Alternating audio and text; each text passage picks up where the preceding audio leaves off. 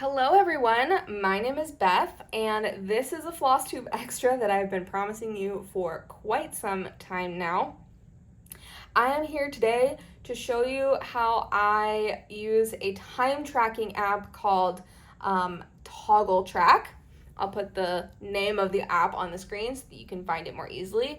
I use an iPhone and also an iPad, but I would hazard a guess that you can also get this app on Android. I just haven't tried myself. And a disclaimer about this video, I am only going to be showing you how I do time tracking and how I use this app. So feel free to use this any way that you want to or not at all. But this is what works really well for me. So this app basically tracks my time spent cross-stitching on every project that I've worked on. I've been using this for 9 months, so since January, and you can see every project that I've worked on every day. I have time tracked here. Now you can see for the last week or so I've been pretty monogamous, but this just gives you an idea of what the tracked projects look like. So in order to track a new project, you can start typing down here and pick a project from the list, or create one if one's not in the list, but I'm just going to select one that I already have. So I will pick, I have a lot of finished projects in here. I think you can archive them. I've just never bothered. I also have not really bothered like changing the colors on these. You can do, there are like more color options on the website than there are on the app. I don't know. The colors don't super matter to me, but you can change them if you want to. So I'm going to set up that I am tracking Silver Moon Tea. And so now it shows that down here at the bottom that that's what it's tracking. And it's just going to keep going until I tell it to stop. So I tell it to stop. And now it's tracked that I am working on Silver Moon Tea. Now, maybe I've gotten up from my stitching and I'm coming back and sitting back down and I want to start stitching again. I can just press the play button there, and it is tracking a new time entry. You can see here, so it started from 0. But if I press stop, so this one was 41 seconds. If I press stop, now there's 2 time entries, but it has collected them up into a single total. So now that says 54 seconds. And if I press on this 2, now I can see the individual time entries if I care, or I can collapse them. Now say I want to switch gears and work on a different project. I'm just, for ease, I'll just pick this one since it's available right there. Now it's tracking gatekeepers. And if I press stop, now it'll show that I worked on 2 projects today and have my totals there. And then this number up at the top of the day shows the combined total of both of my projects that I've worked on today. So you can also use like descriptions and tags to save a little bit more information about your stitching sessions. So for the most part, I use my description to say what my stitch goal is. So I have a whip rotation, and that comes with a stitch count goal that I'm working toward. So I will include that here. And the app will allow me to see more information about that. I'm not going to go a ton into that, but if you're super interested, let me know, and I might make a part 2 of this video.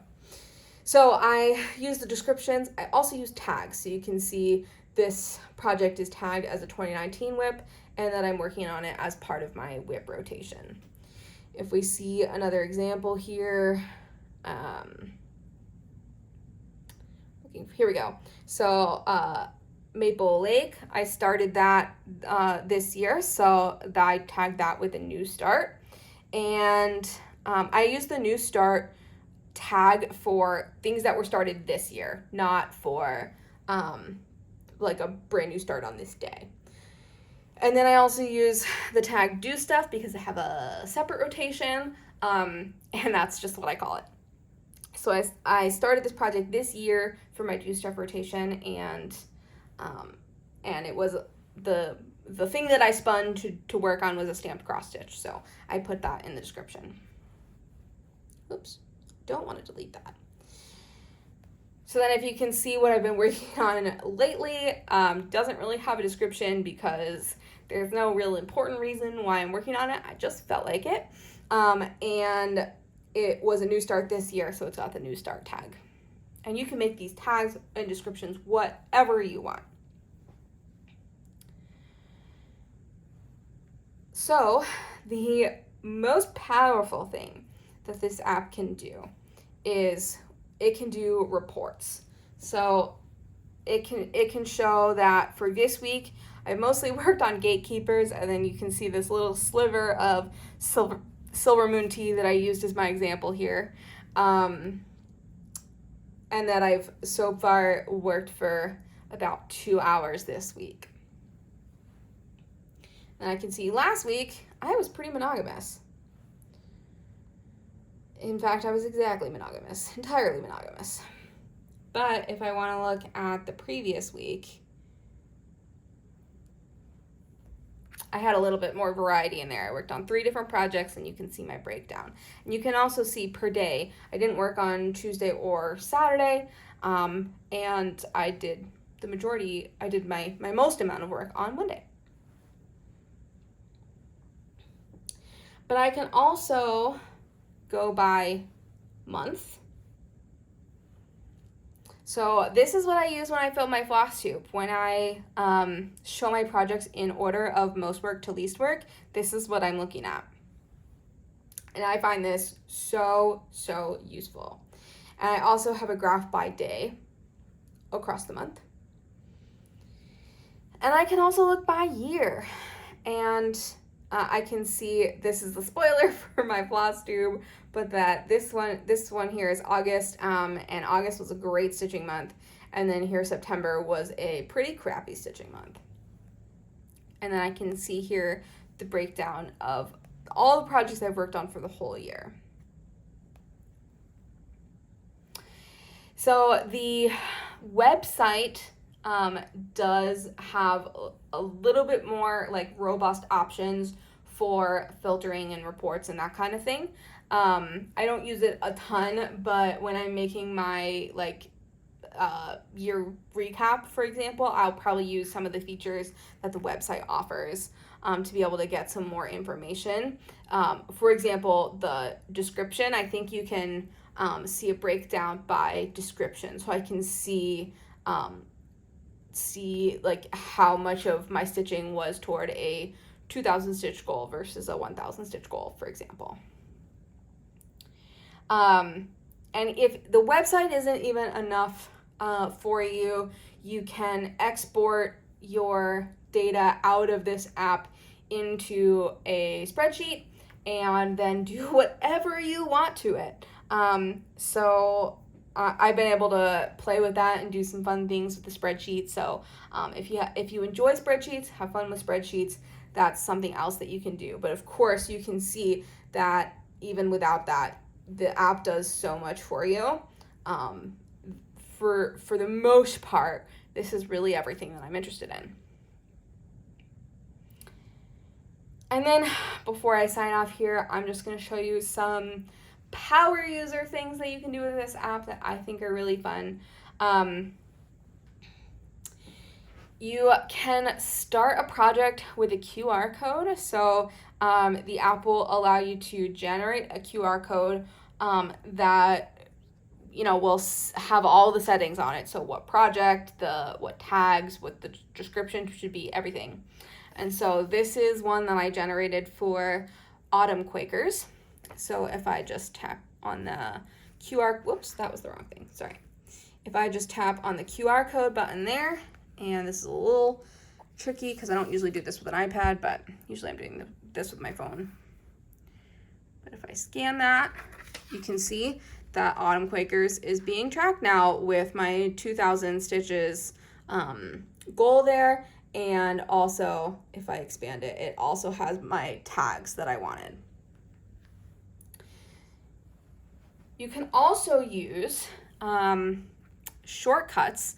So if you like playing around with Siri shortcuts on your phone. This is a Apple specific thing. I created a shortcut to continue my last timed entry. So if I press this, now it's going. It started Autumn Quakers and it's ticking. So if I go over to here, it is currently ticking Autumn Quakers, which was the last thing I did. If I stop that and I start Gatekeepers, now Gatekeepers is the last thing I tracked. If I go over to here and continue last timed entry,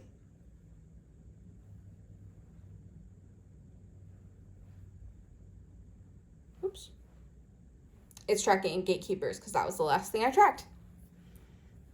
So I go above and beyond, and I use those shortcuts. I can't show this to you because iPad doesn't support it, but I do this on my phone. I use that shortcut that I built, and I use these NFC tags. So I have 2 of them that I use. My green one I have hooked up to the shortcut for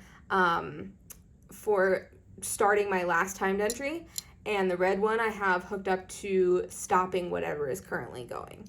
And so when I'm getting up from my chair, I'll just tap with my phone to this red tag, and it'll stop what timer I have going. When I sit down and I'm going to start stitching, I don't need to do a bunch of tapping on my phone. I can just touch my phone to this, and it'll just start whatever I was working on last. You can also connect the shortcut to Siri, so then you could talk to Siri and ask Siri to start a timed entry for you or stop one. So I think that's all I have to show you. As you can see, I love this app. I've been using it for 9 months now, and I cannot recommend it more highly. If you have any questions about using this app, if you want insight on how you can use it to work for yourself, or if you're having trouble getting set up and you'd like some help, feel free to reach out to me. I would be happy to help. If you want a quick response from me, messaging me on Instagram is probably the fastest way to get me. But you can also reply to this, you can comment on this video, and when I see it, I'd be happy to reach out to you there as well. So, yeah, I guess that's all I have to show you. Happy stitching, and I will see you in my Flosstube that hopefully is getting posted around the same time as this video.